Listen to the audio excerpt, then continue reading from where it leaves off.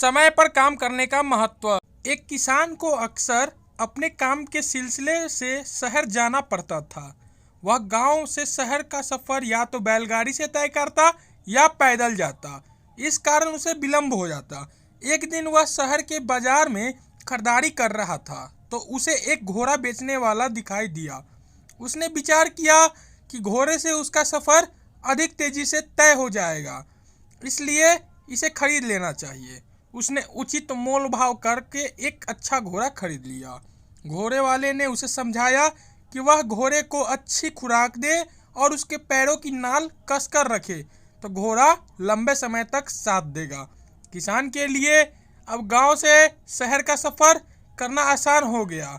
वह बहुत प्रसन्न था क्योंकि अब उसका सफर बहुत जल्दी तय हो जाता था। कुछ दिनों के बाद घोड़े के खुरों की नाल कुछ ढीली हो गई। किसान ने सोचा, अभी तो घोड़ा चल ही रहा है, जब समय मिलेगा तो इन्हें ठीक करवा लूंगा। इस तरह किसान नाल की मरम्मत को कई दिन तक टालता रहा। एक दिन वह गांव से शहर जाने के लिए घोड़े पर निकला।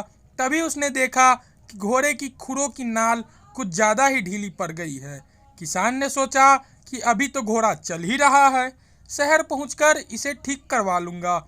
यह सोचकर वह गांव से घोड़ा लेकर निकल पड़ा। हालांकि घोड़े की चाल इस कारण धीमी हो गई थी, किंतु किसान ने इसे भी अनदेखा कर दिया। थोड़ी दूर जाने पर घुड़सवार डाकू किसान के पीछे लग गए। किसान ने खतरा देख अपने घोड़े को तेज भगाने की कोशिश की, लेकिन तभी घोड़े के दो खुरों की नाल निकल गई।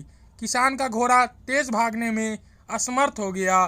तभी डाकुओं के घोड़े तेजी से दौड़ते हुए किसान तक पहुंच गए और किसान को घेर लिया।